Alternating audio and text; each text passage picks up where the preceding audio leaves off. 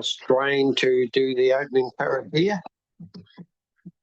Tuia ki runga, tuia ki raro, tuia ki roto, tuia ki waho, tuia tātou te tangata, ko te kaupapa o te hui nei, ki te kaupapa o te rangi nei, mauri ora kia tātou katoa.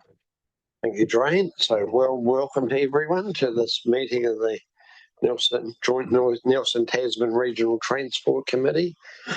We do have some members on Zoom, and for those on Zoom, the meeting is being recorded and will be available on Council's YouTube channel. Microphones muted unless speaking, and hands up for questions, please.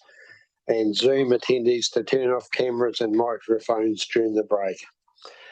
Just for those that are new, toilets are out to the left, and the fire exits are signposted, and the assembly point is at the rear of the Amarudillos building next door.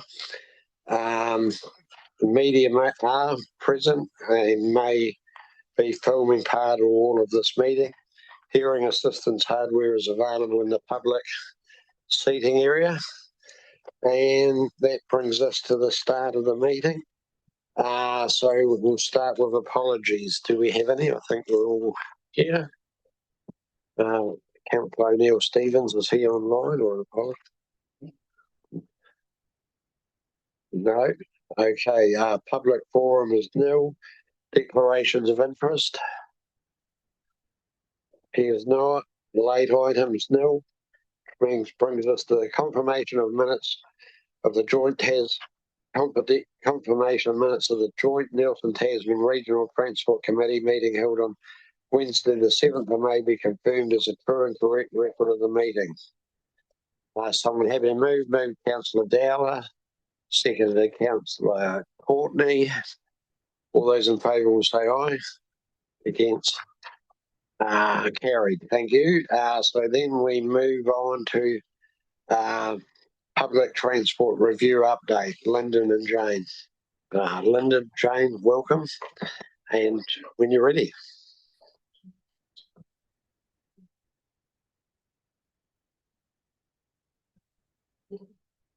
Oh, well, Courtney doesn't have voting rights. Unless he's right. That's my question. I'm happy to do, just to avoid the complication. Right. Or second, or whatever there was for the minutes. Second. Yeah. Thank you. Yeah, just clear.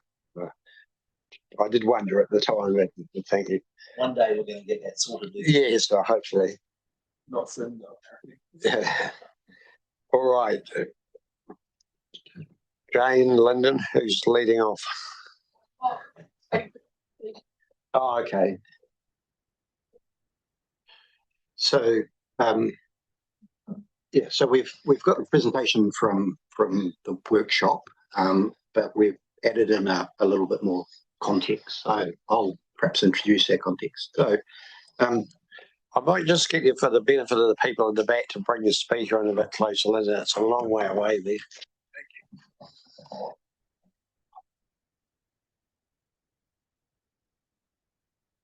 So while it may have been quite a while ago, we had a significant workshop in March looking at the review of our public transport services. And that workshop really focused on identifying the short, the medium and the long-term changes that we could put in place. We then came back to the Joint Regional Transport Committee in May and provided a summary of what those changes we would be looking at in the context of the short-term changes. Understanding that the medium and the longer-term changes would be picked up through the update of the Regional Public Transport Plan as we go through that process as part of that 3-year cycle. So the table below was what we've put forward at that meeting to be reviewed, and the team has been working on those smaller improvements and optimizations over that period. since.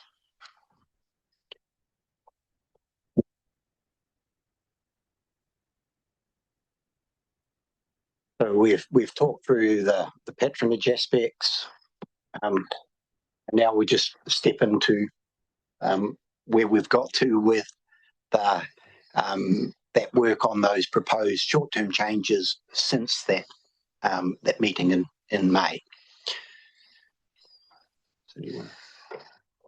So, all right, I'll just carry on, Chair. Just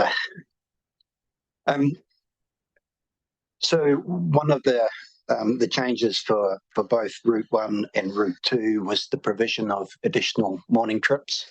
Under the N-Bus, we had services that were arriving in both Nelson and Richmond earlier than they were under the E-Bus, so that was quite a bit of feedback received on that aspect. So for Route 1, we've got an indicative cost of that. Route 1 and we've also got that additional services for Route 2. So there is a reasonably substantive cost of adding those earlier services into the timetable. For both Route 1 and Route 2, we still have some runtime problems, and that's really based around traffic. We've been able to address that in other parts and in other services, but less so here. The implications of that is that at the moment, drivers are wearing the implications of those runtimes issues. So they're not getting breaks between services that's part of the scheduling. So part of addressing this is enabling them to have the appropriate breaks. So that's part of the stuff we need to address through the runtime variations.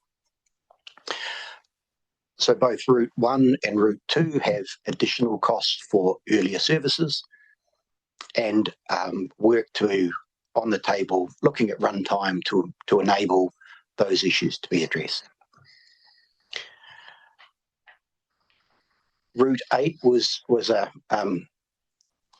in the LLB, so the late bus was an area that we'd raised concerns with the lack of people on those early morning services, so the later services.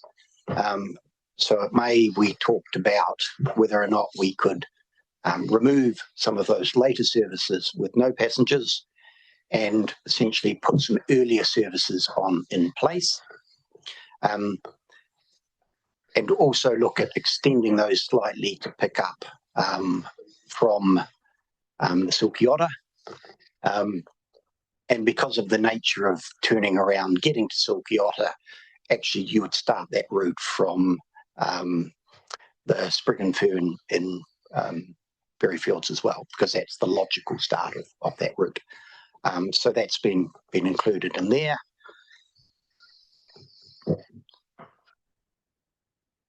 And then the remaining changes are really looking at how we can best address those runtime and late running issues. So in Route 3, it's really about adding in that additional runtime. Route 4, because we are looking at sort of low cost options, you could address the runtime through adding additional buses. Adding additional buses are a reasonably substantive increase, but we felt that we could address the runtime and the late running by actually slightly shifting the timetable. So moving from a 30-minute service frequency to a 35-minute frequency. So we felt from an optimization perspective that was our best next step. And then on Route 5 and Route 6, the key aspect that was being followed up in there was the additional of having those what are our closest to express services making some key additional stops.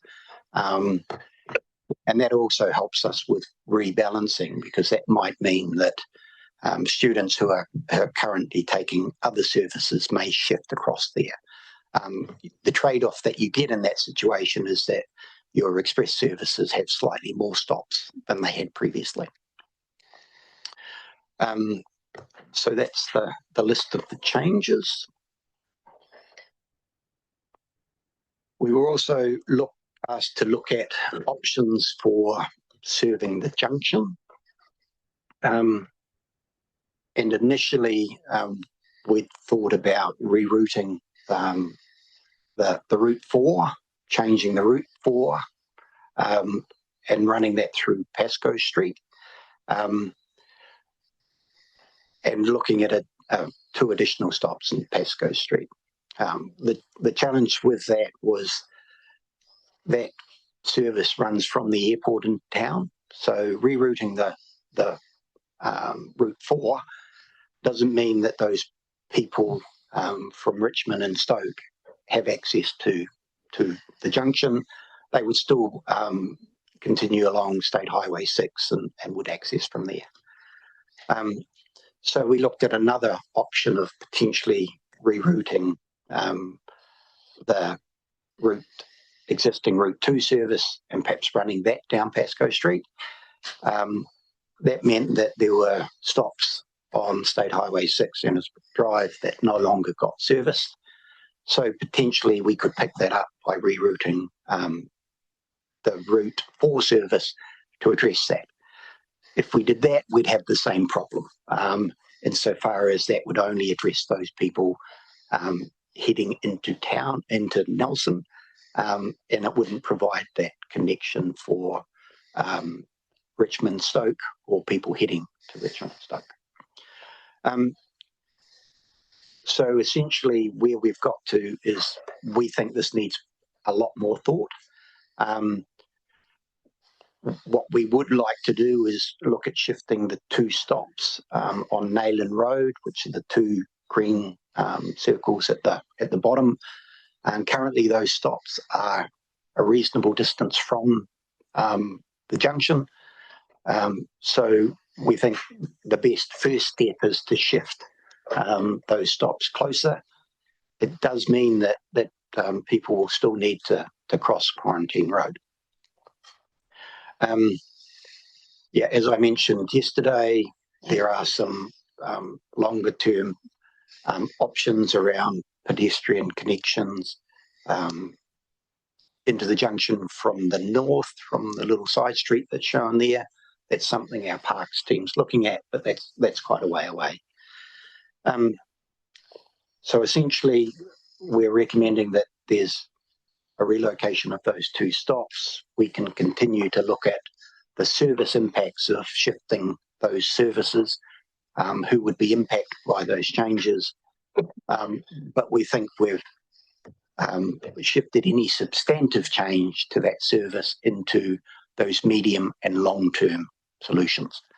And as was mentioned yesterday by me and Nick, there are some options of looking at, could we actually have some stops on Quarantine Road itself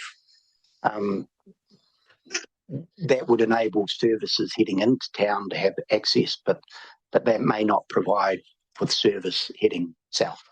Those people would still have to cross Quarantine Road. So essentially, from a big picture perspective, it's more challenging than we hoped. So we'll continue to work on that. So that this basically steps through those options, identifies the passengers that are potentially impacted, highlights some of the pros and cons of those various options, rerouting both services, rerouting one service, and that's essentially where we are. When we presented it in May, we also suggested that there are a number of sort of infrastructure changes that had been requested. That was around relocation of stops and those sorts of things. So we've got some high level work that we've done on that. So this is just stepping through. This is the junction relocation of stops. So that's moving from, at the moment, Nayland Road close to the overbridge, looking at pulling those stops down closer to the junction.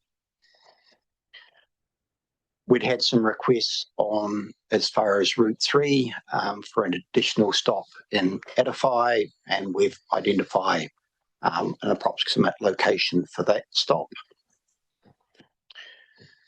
We've looked at some additional stops on Route 5, and you can see where they sit within the in the top right with respect to the existing stops.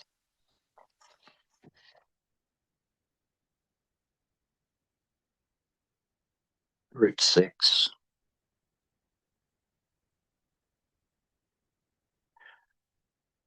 And we're also in the process at the moment of developing the new bus hub in Nelson.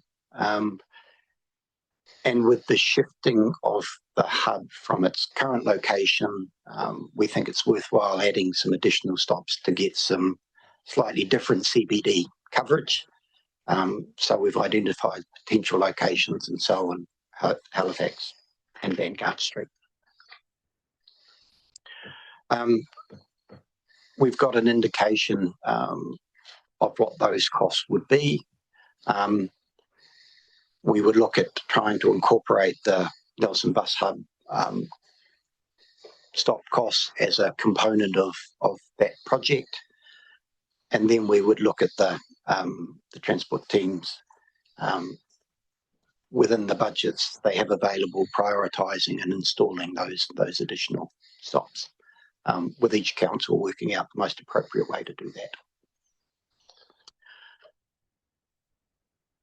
So in the summary, as proposed and outlined yesterday, this first phase is very much about optimization and those key short-term improvements that were identified in the workshop that we held in March, and the subsequent meeting we had in May.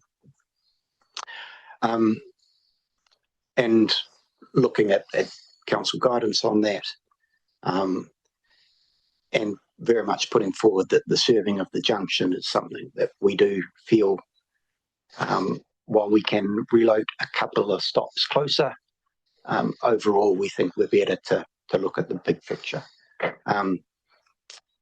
As we mentioned yesterday, even relocating stops to Pascoe Street still means that access into the junction itself is quite challenging. So we don't have the best solution there yet. And I think that's all that we had in the presentation. And Thank over you. to you, Chair, whether you want to address that in sections or components. Yep, no, we'll do that. Take questions, comments on that, and then we'll probably look to go to the recommendations in the agenda. But Mayor Smith, you're first. I just want to have a quick series of questions around the issues with the junction. There's quite a high level of public interest, and I appreciate the exploratory work you've done about how we can make the public transport system work better in that area. Is it fair for me to publicly sort of indicate that part of the problem here is that the resource consenting for the junction was done in 2008, and even though it's taken them the better part of 18 years to build it, at the time the consenting was approved, we didn't really have our head around how it would interact with public transport, and that's why we've got a development occurring now, including the supermarket, without good connection to our public transport system. Is that fair comment? Certainly through the chair. My understanding of public transport system in Nelson, when the consent was placed, was actually there was very little that didn't exist. So I think that's quite a fair reflection of where things are. I would hope that if we were looking at something similar again, that access from walking, cycling and PT would be a key requirement for a development of that type. Do officers, there's been suggestions of taking the buses actually into the junction stop itself. I've heard mixed reports about whether either from a traffic volume point of view, safety as well as road condition, that's not really an option for us. What's officers' advice to us around the practicality of the e-buses actually going into the junction facility itself? So Brett and I have actually had some discussions along those lines with the developer. So we've engaged in that regard.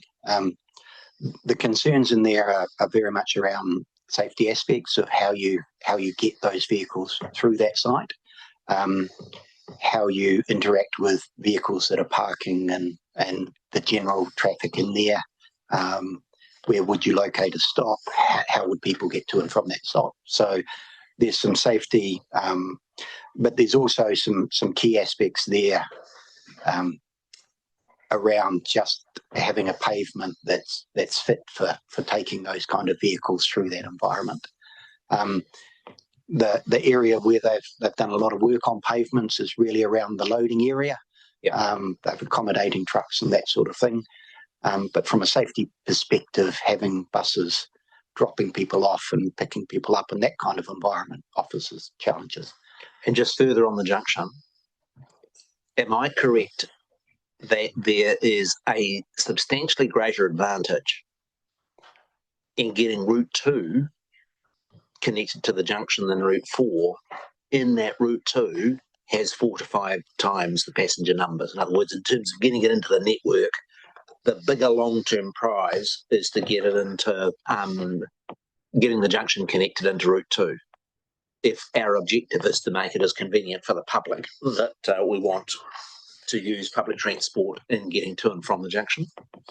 Yes, that would certainly be a preference. The thing we're looking at the moment is if we relocate Route 2, what does that mean for those passengers that are picked up on the current Route 2 alignment? So we need to understand that. The advantage is that Route 2 heads in both directions. So it gives you access from Richmond and Stoke, as well as from Nelson. So that would certainly be our current best bet.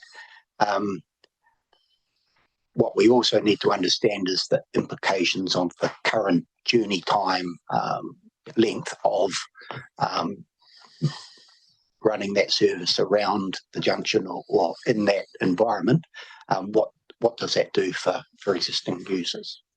My last question around the junction is, if we make the adjustment, and it would be helpful if we had the map that showed the relocation of the bus stops, which I understand you're seeking our approval for today, on Neyland Road, on those 2 spots, then can you give me an order of magnitude of cost? And the reason is what I'm hearing you say is we haven't got the long-term solution for junction. We're going to do some more work on that. But as an interim measure, we can nudge those existing bus stops on Neyland Road quite a lot closer, those 2 there. And so can you give me a guesstimate of what sort of cost it will take to relocate those 2 Neyland Road?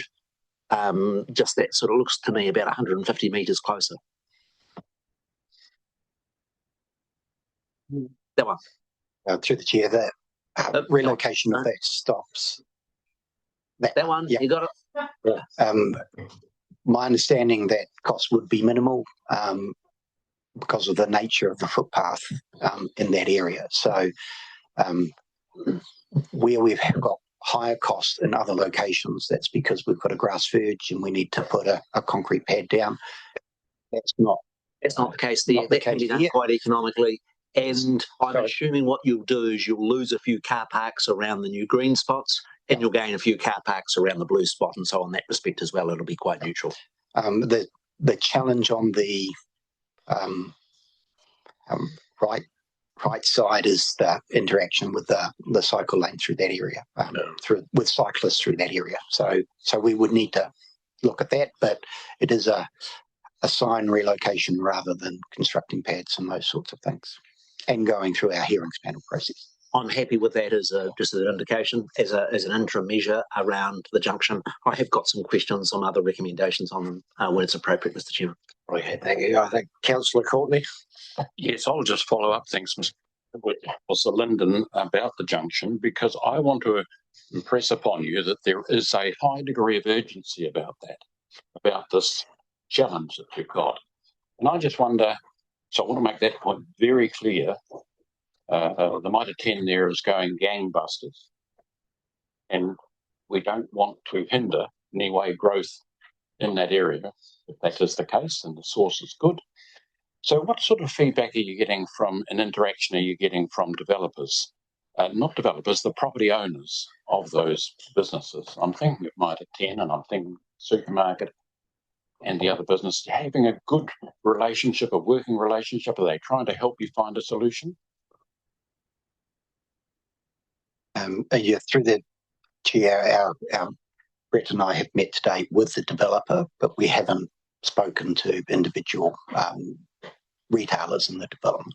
I was thinking particularly of the Mitre 10, the one that was there first, and I thought they'd have some sort of... Yeah, I think the big mover in that space is the creation of the supermarket on top of everything else. And I think accessing the supermarket on public transport is something that we'd see people interested in doing. I think small collections of things from Mitre 10 public transport would be useful for. Certainly the other retailers through there, I think Chemist Warehouse and those sorts of things, having public transport access would be great. And what about, look, I raised this yesterday at the workshop, I did, and I really would like some consideration given to it, coming in that entrance that they've developed just recently off into onto Pascoe Street. If the buses could go in there and not go through the development, not go through the retail there, but in fact have some provision provided where they could do us around and come out again the same way, not necessarily go through the complexes. Could you perhaps raise that with them? We're happy to include that in the Yes, in the suggestions that we look at, and we've had a couple of other suggestions come through as well. I see Councillor Dowd is leaning forward as well. We shouldn't have to be providing all the amenities for it. I mean, surely the developers could provide an area of space where a bus could turn and then come out the same way as it went in. I don't necessarily think it has to go through the retail sector and with all the people around to make it work. Certainly, Councillor, that's something we can add into the mix. And what we do note is that there is ongoing development there all the time. And so how do we incorporate things into that ongoing development? Good. Thank you. Councillor Dowler. Yeah, just following on. Sorry, I had to leave the meeting yesterday for a little while, but I had to meet a staff member at a certain time. But I sent an email through last night to Lyndon and whoever else I could find on the email. And my suggestion was to approach the Nelson Car Museum. They have a bus stop out the front of their property now, existing one for when tour buses come in. When tour buses drops off and they go and park in the car park and then come back around and pick up later on. So I just wondered whether that would become available for an e-bus to go in and drop off and pick up there, because it is only a short walk to the new supermarket into the Junction Mall. So I just put it out there as thinking outside the square that it may be an option to follow up.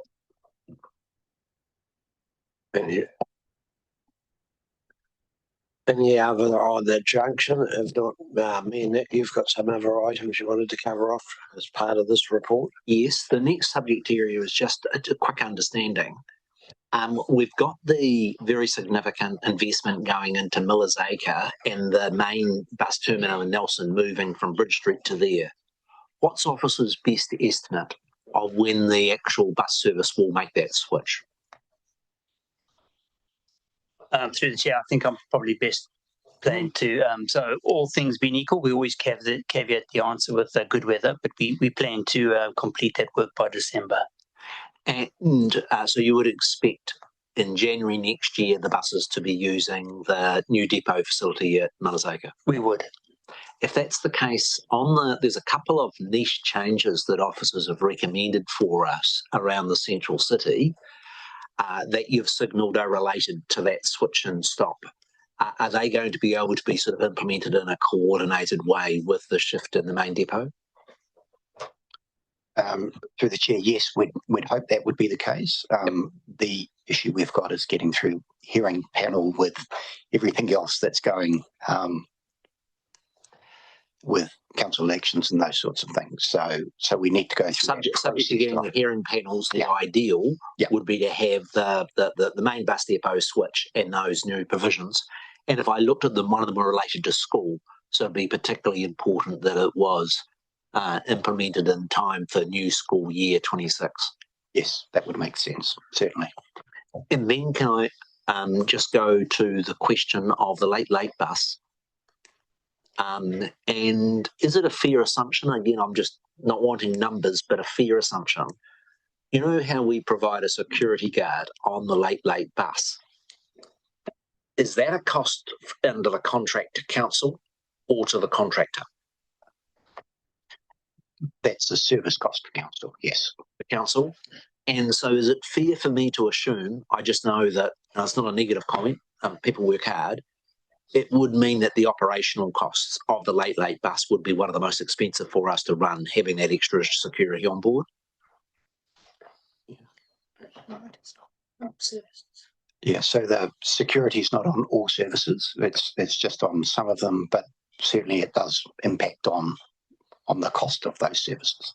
Now, effectively, your recommendation is that we drop off those after 2 a.m. associated with low patronage from that time. Yes, that's correct. And there will be some saving to our overall bus budget as a consequence of pulling. We pulled the 3:30 in June. As a consequence of this, we're going to also pull the 3 o'clock. Have I got? I know there's one coming from Richmond at 2:30, another one going at 3. So effectively, the recommendation here is to remove the 2:30 going one way and the 3 a.m. going in the other. The recommendation at the moment, we've got 10 services for that go in that loop. So we'll be reducing it down to 8, and then we'll be providing earlier services. Can you give the times for those? Or just off the top of your head? So we'll have, I think it's a 9 o'clock service and a 10 o'clock. So it's just brought forward. So at the moment, the cost difference is about $3,000. Right. Saving.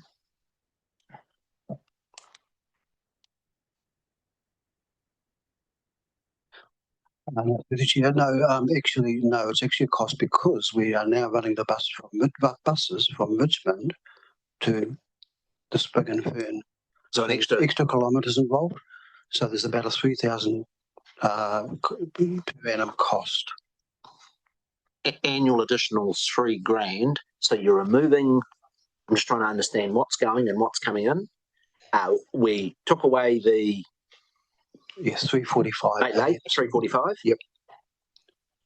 There's a service at 3 and there's a service at 3:30, and they're the 2 to go. Yes. So we will have removed 3 services. Yep. And then the new services you're putting in are proposed to be at what times? I'll have to go back and check. I should have brought it with me, but 8 o'clock I think it starts from Spig and Fern, and then 8:40 out, and then 9:20 back. And what's the proposed? If we approve the recommendations today, when will those recommendations come into effect? We haven't decided yet. We haven't really decided. You haven't decided the date. Could you give me a rough time frame from the time? I was thinking about bringing it in on the 6th of October with the other changes, but about October. Yeah, no, that's okay. And then the other part is on the late service. Do you have any data as to where's the peak? It's only James and Rohan that go out partying in the night that would be able to give me the customer service experience, not with those young children, James. But just trying to get an idea across that service that starts at 8, goes through to 3:45, the patronage at 3:45. Do we have a sense of the patronage peaking at a particular time? Sorry, this is from memory because I don't have it in front of me, but it was around that 12:30, 1:30 Yeah. block. Okay. No, that's fine. Councillor O'Neill Stevens. Kia ora, thank you. Just also on the late bus, we had this discussion when it came to the requirements to increase our fare box recovery around the trade-off you get between higher prices and lower uses or usage. With the late bus, have we looked at that price point and whether that is losing, I guess, some of its competitive advantage later in the evening? It's, I think, $5 flat rate. And at 3 a.m., though it's been a few years since I've ever had to make this decision, the difference between $5 for the bus or $10 for a taxi gives it a pretty weak advantage.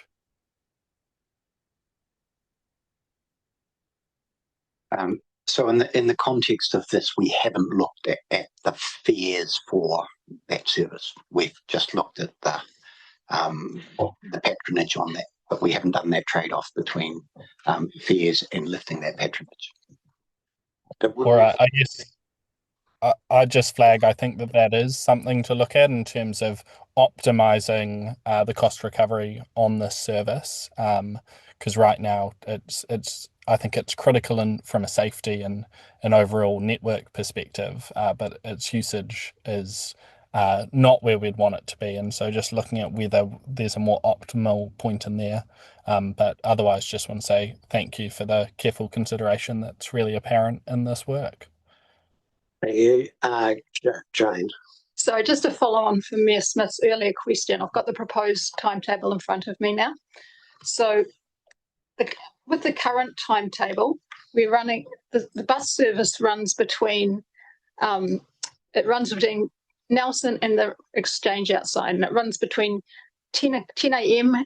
and we spoke of the last service as being at 3:45. The new proposed timetable would be starting an 8 o'clock service at the Sprig and Fern in Richmond, and then it would go past the Silky Otter to get the cinema patrons, and then it's coming back into Nelson, and all of the services would be running between 8 p.m. and the last service would be from 2 p.m. outside Selwyn Place back to Richmond to Sprig and Fern. 2 a.m., 8 p.m. to 2 a.m. Yes, that's correct. And when we checked the data, most of the patrons were getting the bus prior to 2 a.m. So that's why we chose to drop off those later ones. Thank you. Anything further? Dwayne. Through the chair. Following the workshop yesterday, we just want to draw your attention to the possibility that we can approve some of these changes today and reconsider some of them with some further analysis done over the next month or so in about 4 or 5 weeks. And as a start of a 10, staff have put up some changes to the resolutions to give effect to that. Now, we might not have got exactly right. There might be some of the lower cost initiatives you want to progress today, and we can discuss those and add them into the first resolution there. But the idea, the thrust of the change of the resolution here is potentially reconsider some of those higher cost items at the next meeting, given some of the direction we got yesterday, particularly around the need to consider being more fiscally constrained, even if this budget is provided for in our annual plans and so on. So I just want to flag that we have the opportunity to talk about some of the initiatives that are lower cost you're happy to move today, and ones that we can come back to and advise you on in a month or so. Can I support and be happy to move? The only thing I'd like to add is this, if I could, and I'll try and speak slowly, supports the relocation. You could add it, whether you put it at the end, a new number 5, but I think you've lost your number. Yes, I put a new number 5 and add these words. Oh, it's a new, yeah. Yeah, 5 supports the relocation of the bus stops on Nayland Road closer to the junction and seeks further future advice from officers about the potential to better connect the junction with the bus network. The reason I wish to include that is there is a high level of public interest about the junction. We're making a step in the right direction, but it'll just help us communicate to the public what we're doing with respect to that issue. And I'd be happy to move the 5 resolutions as they now stand. Councillor Dowler, you indicating? Yeah, I'll second in a minute. Just I've got a question. Yeah, no, good as gold. Helen, just one thing about the concrete pads that get put in, is it one size fits all, or do you have to construct them each individually to each location?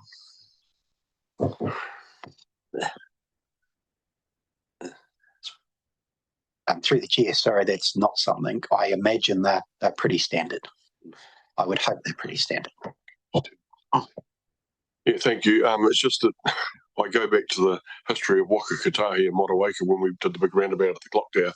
It was actually fully constructed off-site in parts and then brought in, and bonk, job was done. And I've seen some of the concrete pads being put in place, and they come in with a digger, and then another crew comes in and spends half a day banging in a bit of boxing and that, and then a bit of reinforcing turns up, and then the concrete truck comes, and then it all gets closed off for 20 days until they can walk on the concrete, and then it gets reopened again, etc. I think that if they could be one size fits all, especially in our rural area, you get them precast, digger comes in, digs a bit of a hole, down it goes, pops the reinstates it around it, job done, you do it in a day. So I just think there'd be a bit of a saving if that could be considered.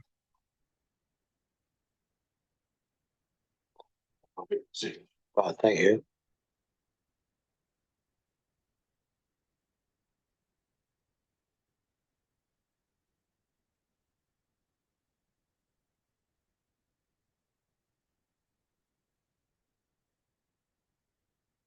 I thought there was a 5 though. That's all. Yeah, okay, there is. Yeah. So I'll put the whole 5.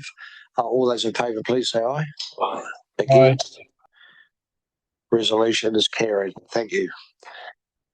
Thank you. Now we move to the next report, which is the New Zealand Transport Agency Waka Kotahi update. Emma.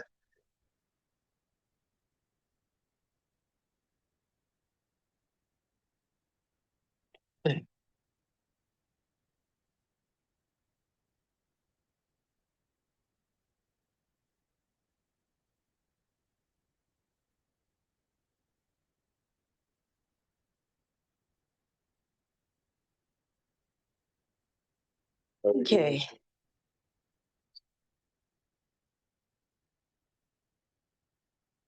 Okay, so I'm just working. Perfect.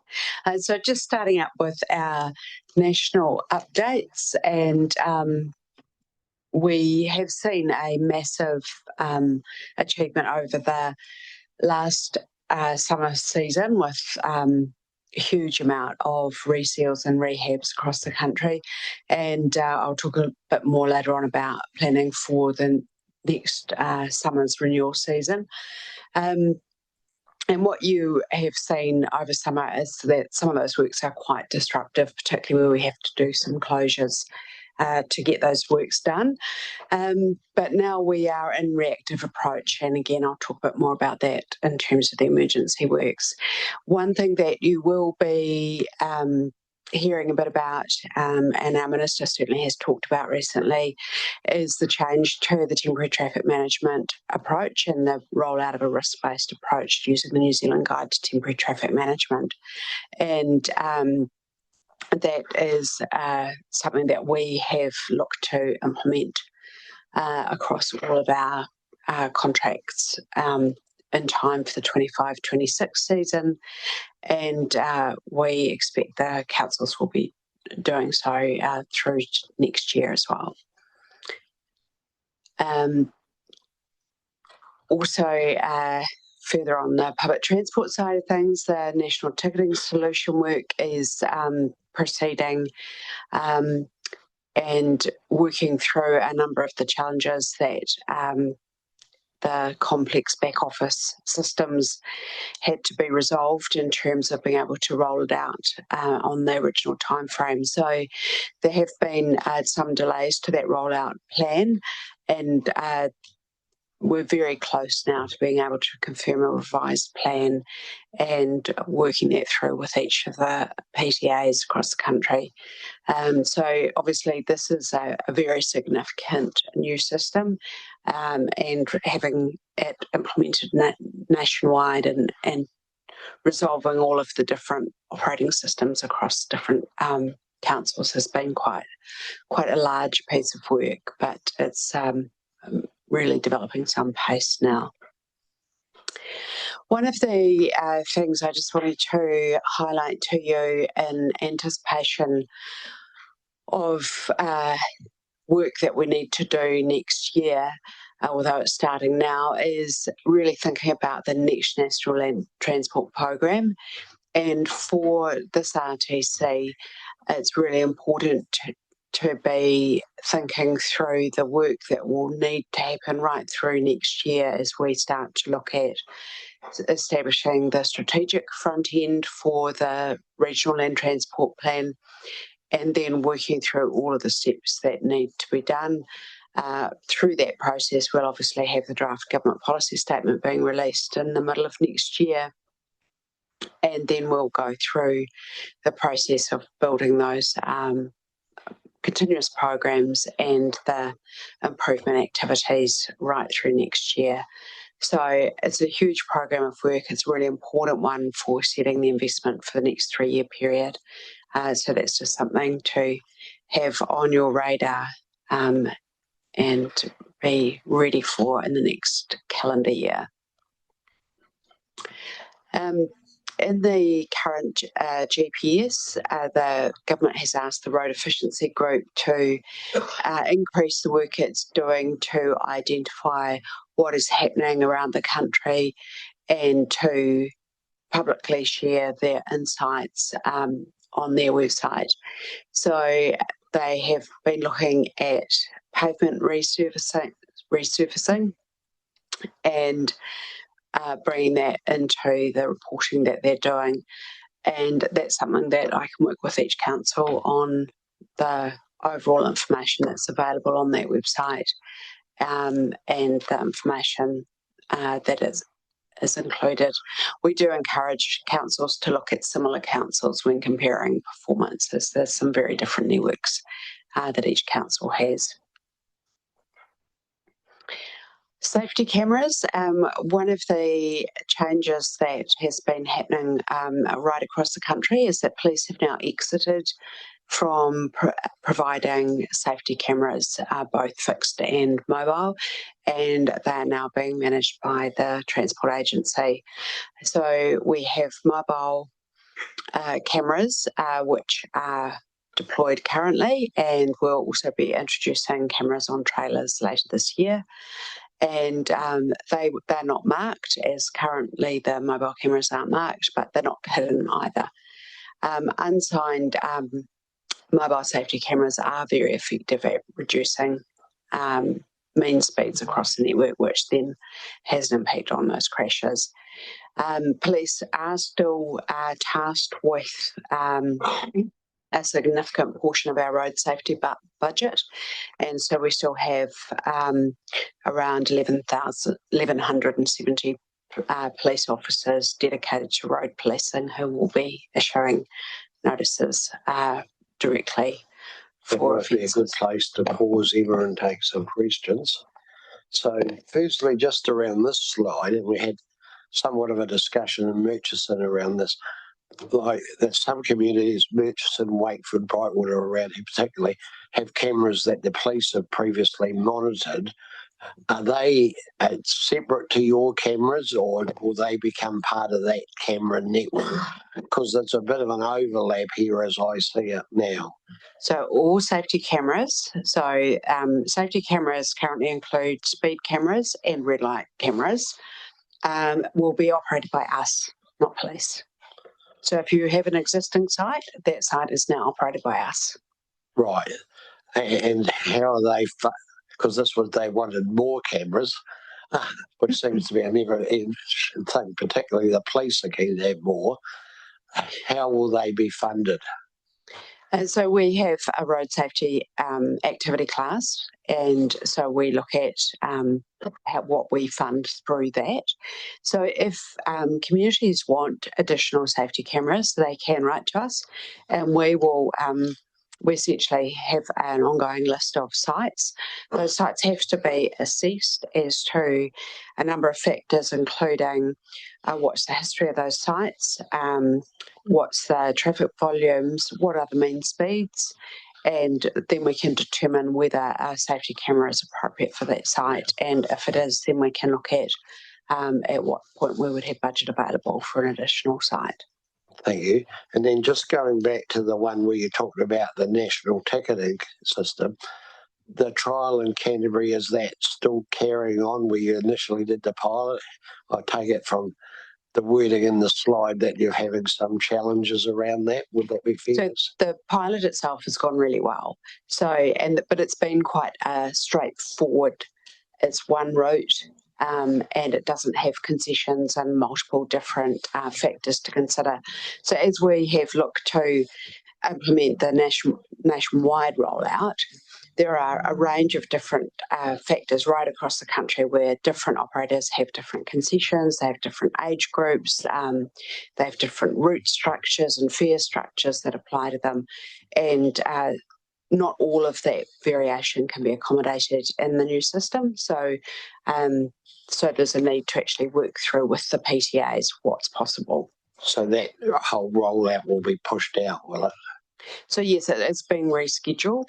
And as soon as we have further information, we'll be able, and we're already working with all the PTAs on that, and then we'll work through what that means. So there are some existing service providers in terms of ticketing solutions, and we obviously have to work through what the transition is from each of those.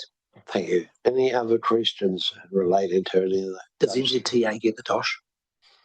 From safety cameras, they go back in The fines. So when the police get it, it goes into a consolidated fund. It goes into consolidated fund, which is a giant black hole. Does from a former minister? if we get a speeding ticket, can we at least feel good that we're help paying for some roads? It will go back into the consolidated fund.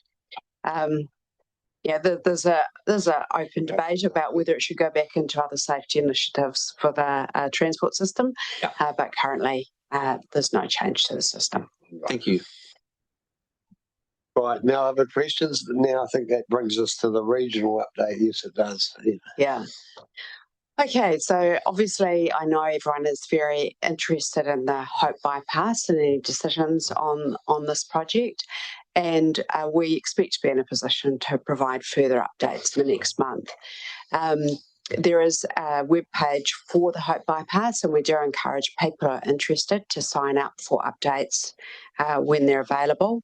And certainly once we are in a position to make any public announcements in relation to the project, we'll offer briefings to both the Nelson and Tasman councils.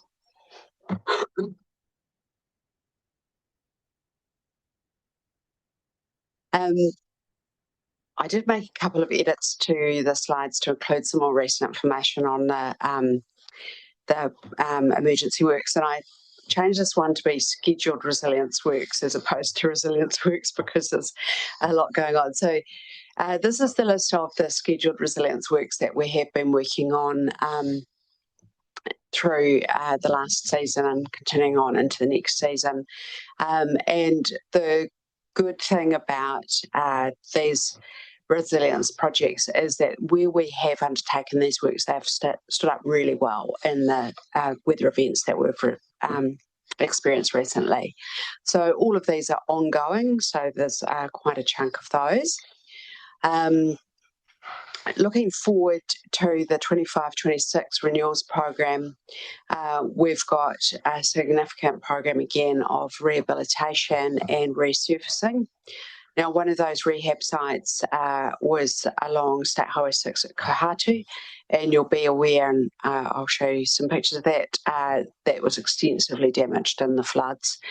So the team is looking, they've got what's a temporary surface on there, which is not as resilient as a permanent surface, and they're having to actively manage that and patch that as it gets damaged from the vehicle traffic. As soon as we are in a position to start that rehab, we'll bring it forward and do the full rehab so that we rebuild that road and strengthen it as we repair it. Again, our pothole prevention continues according to the GPS requirements, and we're continuing to look at our drainage and what we can do with culverts. Certainly, we've seen on the Whangamoa as we replaced the 20 culverts there, that has really helped the resilience of that road. So there's a lot of work happening right across the region in summer on the scheduled maintenance and ops, and including the Motueka High Street resealing program. So the team will be getting in there to work on curb and channel, obviously, and then on reseals. And they'll be, I think they're actually already talking to businesses along the high street about what will be done and the process for that. So they'll have a more detailed program as they get into that. Looking at what happened through the weather events in June, July, the main picture there is at Kohatu, where the stream decided that it would take a pathway that took it right across the state highway and across into the neighbouring farmland. So we've seen obviously some really significant damage across the network.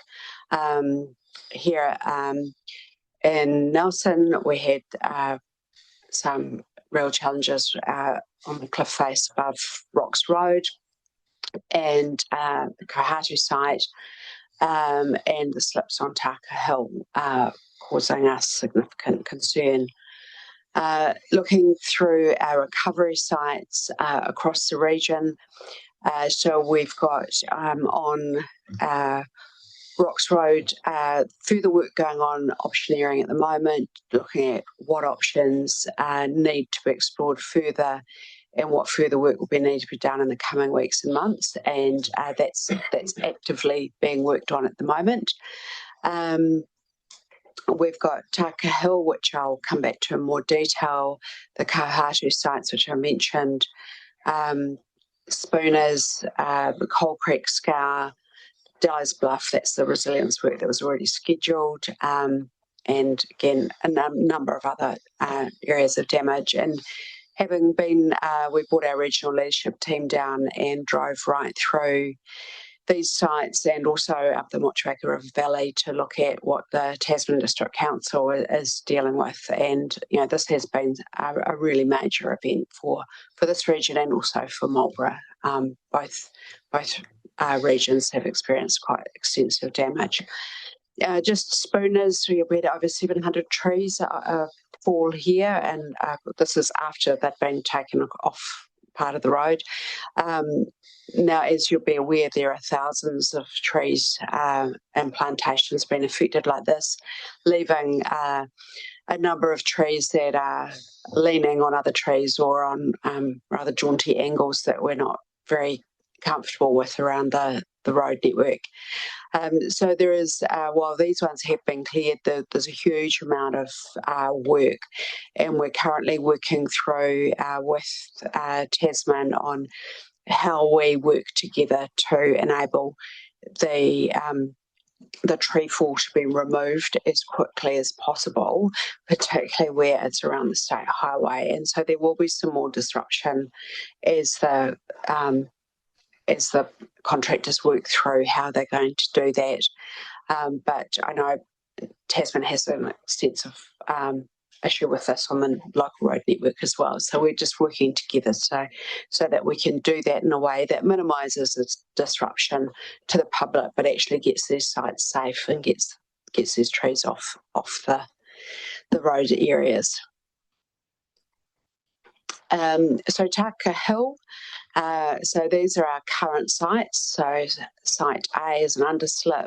Site B, we have overslip and underslip. Site C, C1 is Drummond Slump, C2 is Forestry Corner, and then site D is Riders Slip, which is underslip.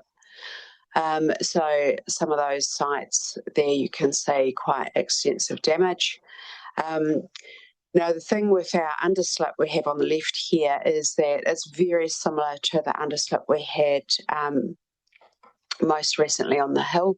So the team is looking at just reusing the same design approach for making those repairs and fixing that site. Drummond Slump, as most of you will be aware, is an area where we do have that constant, very slow earth movement, and it in this rain event, the amount of water has created additional pressure on that site. So they are doing looking at dewatering the site as well as then looking at that road repair. And obviously we've removed the material that's come down in the overslips, but we still need to look at what we need to do to protect those hillsides. So that's those key sites across the network, and the team is setting some really ambitious targets for completing the work on the hill to have it done by Christmas. I think everyone's looking a little bit nervous about that as a target, but we know just how much pressure we get on this road. And they think that by working concurrently on these sites, they can make some quite rapid progress. So we'll be keeping you updated as we proceed, and keep fingers crossed for more weather like this, and we should be able to get the road back in good working order for the summer season. And just a final thing that we are looking at across the region is, are we getting the drawdown on funding and the utilisation of funds across the region? And we're seeing really good progress in this region in terms of utilising funding. So the one thing on this slide that's slightly unusual is it doesn't reflect the full public transport services, because remember, you were allocated year 1 and years 2 and 3 were subject to the review, which has been successfully completed. And so this one for Nelson looks a little odd on the public transport services, as it looks like you've spent everything for the 3-year period. But you do have more money coming into that particular graph. And for Nelson again, so where you see the hatched areas on these is where, according to our initial estimates, that's where we would have expected you to be more or less at the end of year 1. But obviously in year 1, we do see quite a bit of things moving as decisions are made at different times of the year, and so spend sometimes takes a wee while to catch up. And so there's nothing in here that we have any concerns about. Obviously Tasman's pretty much where we had anticipated them to be across most of the activities. And that's the update.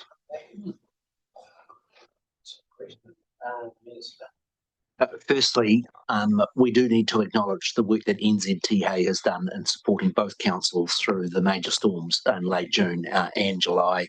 The interaction between the NZTA and the council team has put huge pressure on staff of both organisations and your contractors, and the community owes a big thank you to the effort that everybody has put in to help with that.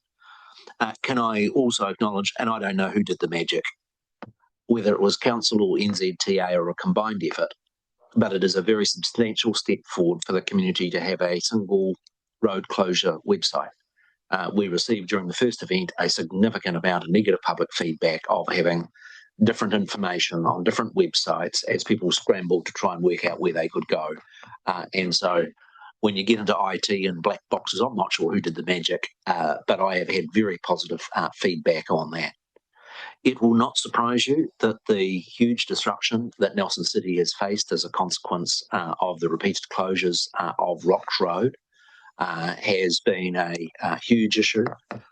My question, Emma, is what capacity is there for exploratory work about whether we can improve the resilience of State Highway 6? When I've looked at the aerial photographs of the areas that have caused the closure, there has been areas where there has been significant shotcrete apply, and it did seem that those areas perform very well, and it's areas outside those.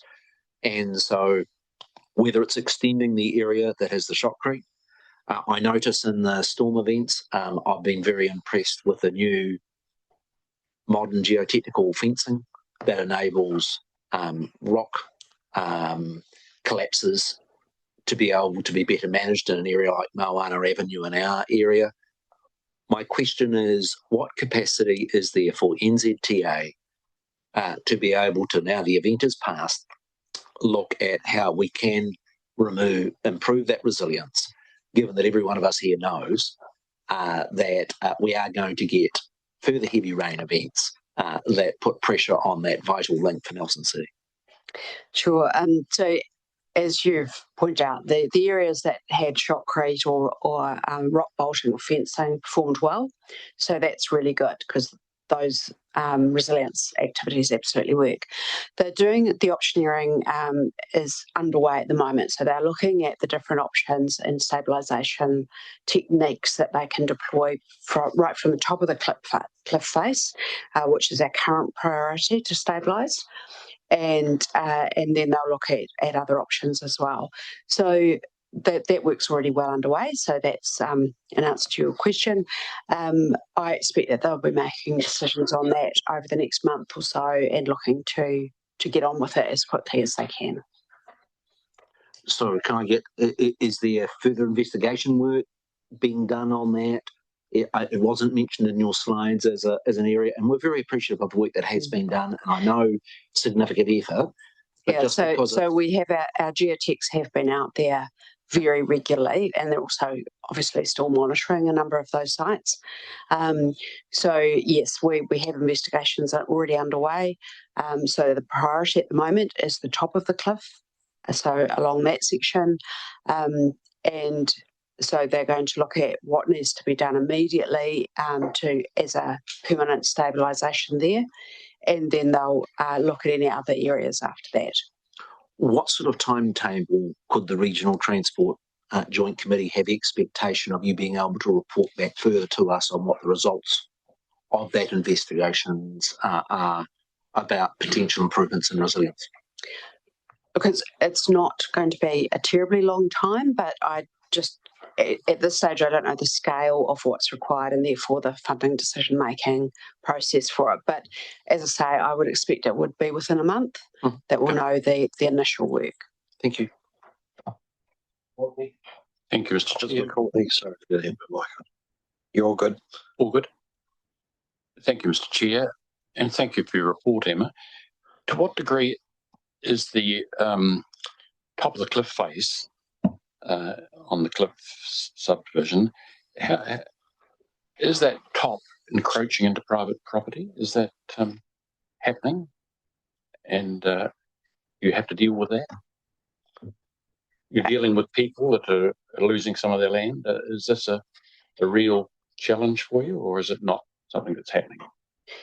And our priority at this stage is protecting the state highway. So we're really looking at what needs to be done within the road corridor to stabilise the cliff boundary. And the neighbouring properties have generally been very constructive in working with us. Yes, you prompted my question by saying we're working on the top of the cliff.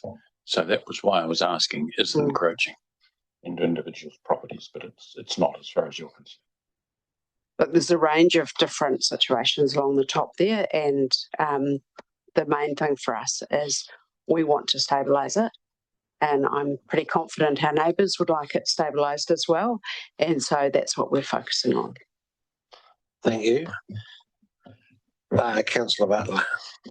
you. Yeah, thanks, Emma, for the report about the Tākika Hill. It would be just interesting to have a little bit more information or clarity about this new process of stabilising a slip by dewatering. I understand that it's, you know, if there's an underground stream or something like that, but you know, how confident can we be that that is actually going to, you know, return stability to an area? Look, I'm not either a geotech or a water expert, but look, we have used it in other situations where we have these large earth movements, and it has been very effective at stabilising, because obviously if you have a lot of water, that creates pressure and weight on a hillside, then you have a risk. And so by controlling the way that that water is allowed to be removed from the site, it can be very effective. So I think the team is really positive about the role that can play alongside other work that we'll do at that site. So, and I think Birds Hill's another site where we've done dewatering, and you may have noticed there's been water firing out of those poles the whole time, and they're continuing to monitor the extent to which that has changed the way the hillside's moving there. So again, that's a local example. Thanks very much. So just from me, Nehema, so I'd like Mayor Smith to thank you for all the work that was done around the storm recovery on the state highways, particularly Spooners Hill, the washout at Northbridge, which was quite spectacular what happened there compared to what it was prior to the event. And then round at Kauhatu and Mochapiko around to Critties Bush, all that work was appreciated. It was quite challenging what went on there in a short time, so that really is appreciated, and thank you. They have made good progress in cleaning up the trees on Spooners. I'm surprised that you think they'll need to carry on there. It does appear that they have them a safe distance back from the road now, and they are logging some adjacent to there, which I think might have been part of the normal rotation. So there's probably a lot less than initially thought, I think. Yeah, there are still some quite significant areas quite close to the road that will need to be removed. Right. So that's where we are obviously going to continue to work with them. And I do think also you've now received your emergency fire approvals as well. So that's the other thing that was a good news story. We really nice do appreciate that. I'm not sure how publicly we need to share that, but yeah, certainly a huge help having that at a much higher rate. So that really is appreciated. Just to go on with what I was asking about, further down the network at Cold Creek, that continues to be of concern to quite a number in the transport. And I drove through there on Monday, and there's quite a noticeable bump. You just think, am I going to be the one going in the river or not? I assume that you're monitoring that quite closely. Yeah, the team is monitoring it quite closely, and they're quite advanced and planning for the designs to strengthen the riverbank there. So, and I think there's been quite a lot of innovation about how we strengthen the riverbank and encourage the river not to keep nibbling away at the roadside. So look, it is being monitored. We do have designs well through the development process. So as soon as we can, we'll be looking to schedule that in.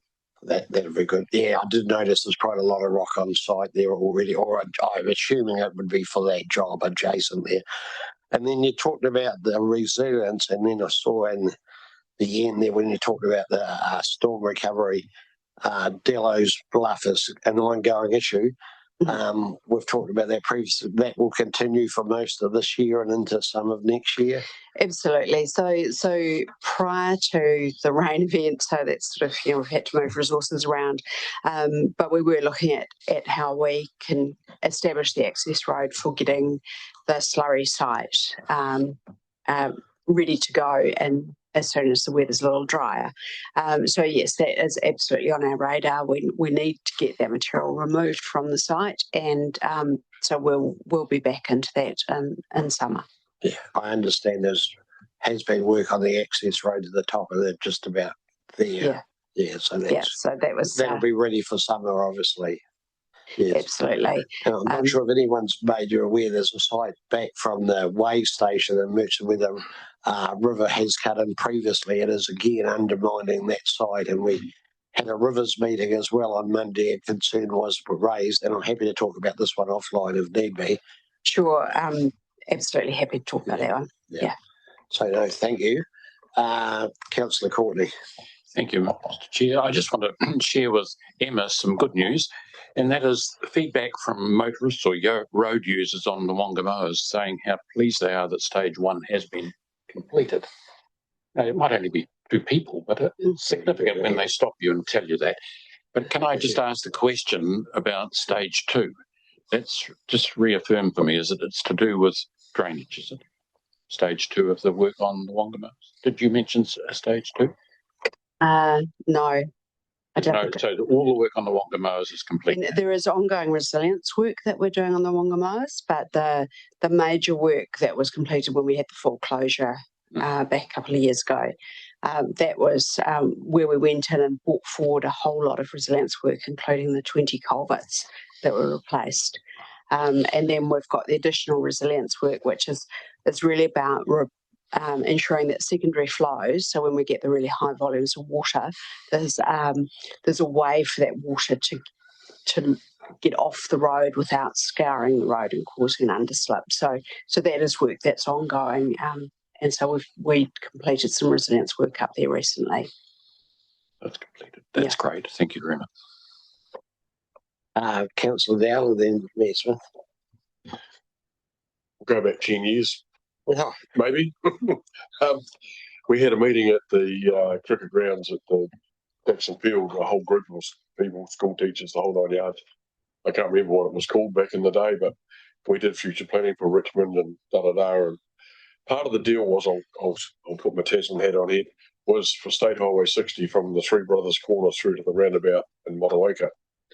And I think there was a number of about $96 million was going to be spent upgrading and doing bits and bobs, safety improvements through there. I know that bypass has taken over everything now, but one of my questions would be, was all that work that we talked about in those couple of days, has that been put in the bottom drawer, or has it been? Well, I'm not sure about that particular process, but we do have an ongoing program of work when we look, for example, at State Highway 60. So one of the particular locations is McShane's Road intersection, and so we're looking at putting a roundabout in during the next, it's within this NLTP. Not sure exactly when we'll get into the ground on that one. So we do have a series of improvements that we look at, and obviously we're constantly reviewing what's happening on the network. There are parts of the corridor that are quite challenging because we have deep ditches and drainage and power poles and things. So some areas are quite challenging, but other areas we have a bit more space and we can incrementally make those improvements. Cool, it hasn't been forgotten about. That's great. Thank you. Mayor Smith. Emma, you teased us with an imminent announcement on the Hope bypass, and I'm on the edge of my seat. Is the announcement that you indicated is likely to be made in the next month likely to be made by NZTA or by the or government ministers? I don't yet have information to confirm who will be making any announcements, but as soon as we get information, we will be sharing it with you. There's been earlier speculation that the project may need to be phased because of fiscal pressures. Are we likely in the announcement to get clarity as to whether it'll be a Big Bang One project or a phase project? The government will be looking across all of the roads of national significance to consider how to carry them out across the country and manage the fiscal impact of those projects. So once they've made those decisions, we'll be able to advise you. The proposal that went to the TA board last week was a business case. Is it fair for me to assume that if that is approved, the next big phase will be getting into the specific design of the facility? Is that fair to assume? In our design-led approach, we go through an investment case process. If that investment case is approved, and depending on what scope is approved, you then move into detailed design and consenting as the next phase. So my optimism, a good outcome would be for an announcement that we're going to move on to the detailed design phase. That would be the next logical step for us to take from the most that we could hope for in the next stage of the development of the Hope Bypass. If there is approval to proceed, that's the most likely approval. Okay. You're free to tell us lots more. I'm amazed at how good. Pass us some lollies. Give us some wine, Mel. I'm admiring your poker face. I know. Thank you for your work and your advocacy in keeping us informed. And there is a very high level of public interest in this. This region has not had a substantive investment in our highway network for more than a decade. Really, the last project was the Ruby Bay Bypass. And so the degree to which you can keep us informed is very much appreciated.